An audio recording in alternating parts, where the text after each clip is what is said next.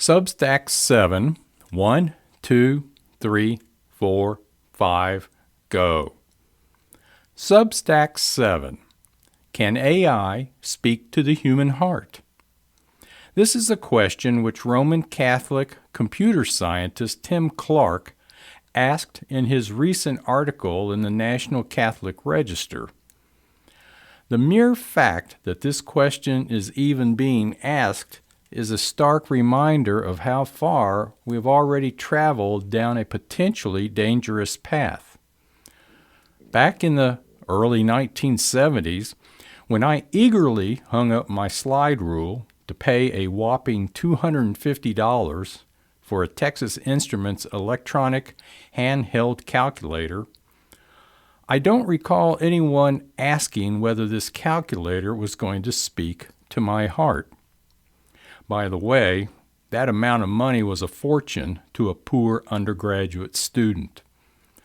Likewise, in the mid-1980s, my employer purchased an IBM desktop computer so we could run complex calculations to determine the financial viability of various business scenarios. Again, I don't recall anyone expressing any curiosity concerning the potential for the machine to start talking to our hearts.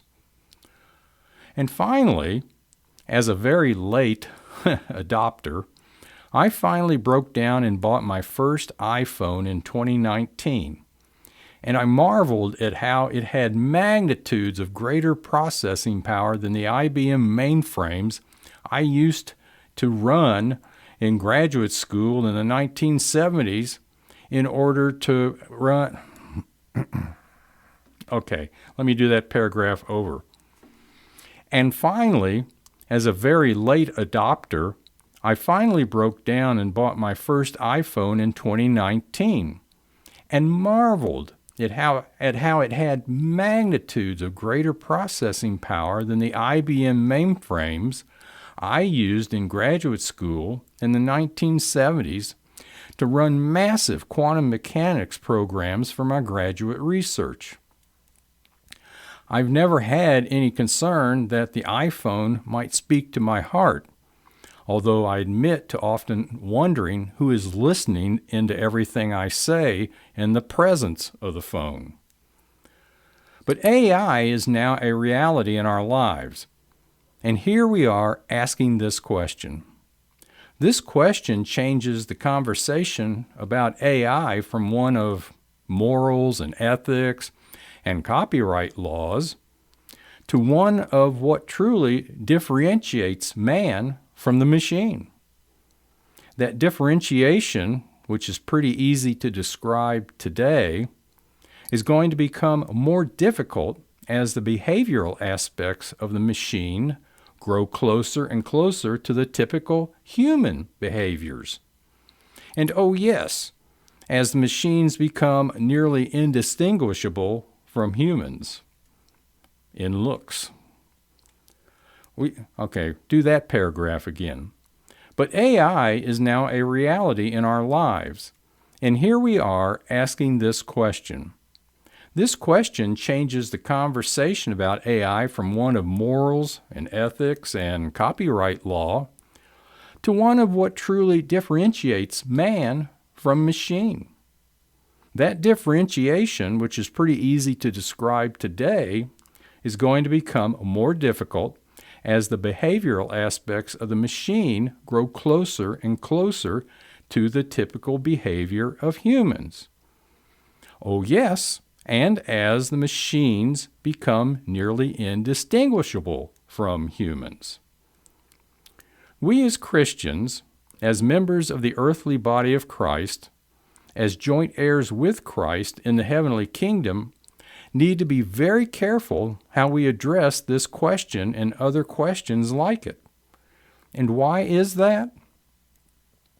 Well, the naturalists, the materialists, the evolutionists, and the atheists of the world would like more than anything else in the world to draw us into a tit-for-tat battle of scientific theories versus scriptural proof texting. This is a debate tactic which they are very good at and we Christians, well, not so much. This kind of debating format gives them all the advantage because they can throw out all kinds of alleged scientific truths and tie them to some established scientific facts with phrases like, "Oh, we all know that." On the Christian side of the table, tossing out pithy scriptural sound bites is far less effective because that is not how one gathers biblical truth from the Bible. In his article, the author was not in a debate, so he did not have a protagonist spitting out so-called evolutionary truths or genetic truths or alleged discoveries from science with a tone of contempt about how everyone knows these things are settled science. And here's a debating tip. There is no such thing as settled science. Mr. Clark's article was beautifully written and made some very good and reasoned points about how we are not at the point where a machine can speak to our heart, nor should we ever believe that they will be able to. An important point made in his article is that AI output, content, can sound Christian and look Christian, but that is not enough to claim that the work is Christian. Only the human heart can relate the nature of grace which has flowed through it by God's loving desire. An algorithm running through integrated circuits can only parrot a thin facsimile of such revelations. As finely written as the author's article is, the points he elucidated would be susceptible to a potentially effective attack by the naturalist or atheist debater. The father of all lies has trained them well for these encounters because the father of lies is well aware of who God is. Here is the point I'm getting to. The only answer we can give to the question of whether AI can speak to the human heart is a simple, direct, and firmly delivered no.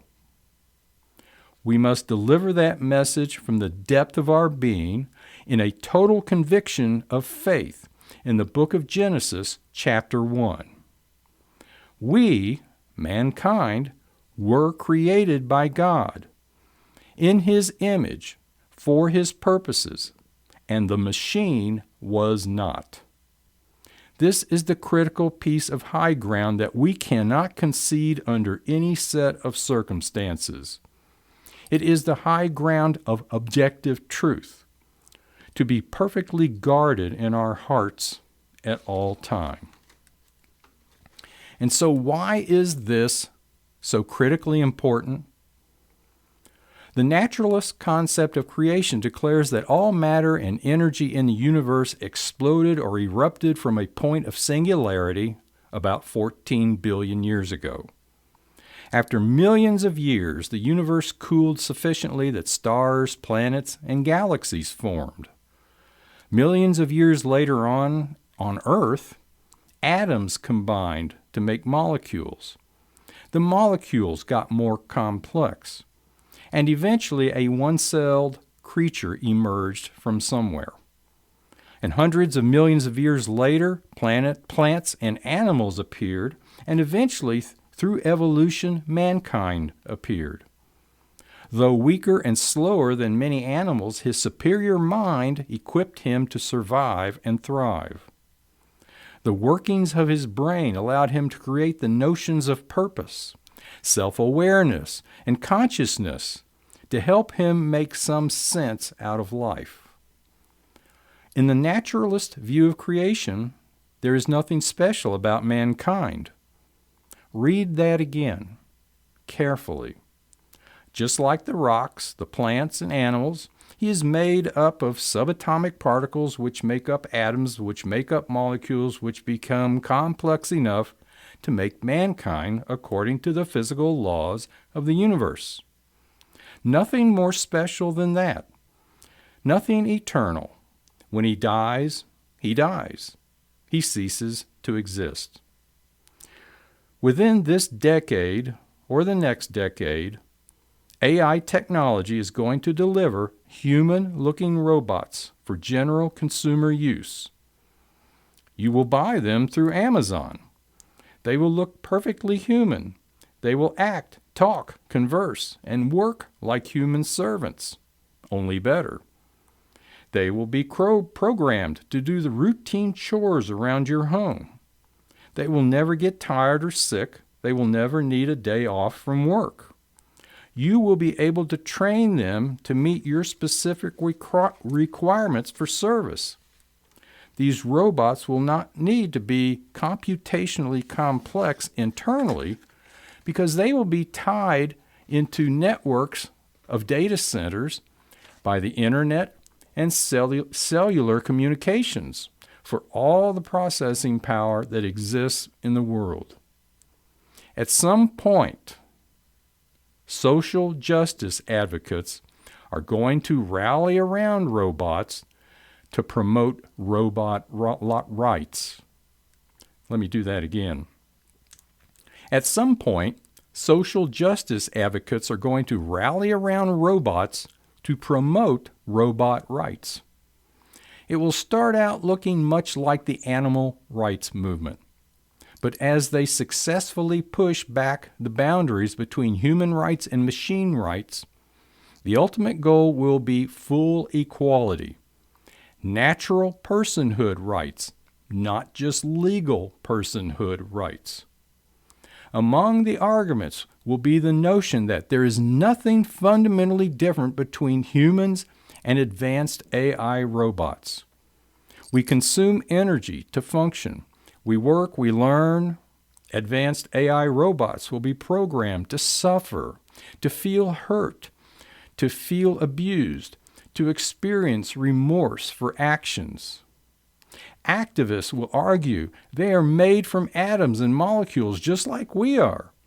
They will argue on that basis that there is nothing special about us compared to robots. And this is why we need to cling to and stand our ground on the book of Genesis, chapter 1. Because we are special. We are special because we were created by God for His purposes, and the machines were not. We created the machines, just like mankind created the Tower of Babel. In our next article, we will discuss the ever-shrinking chasm which separates mankind from machine and the social and legal consequences of that shrinking differentiation.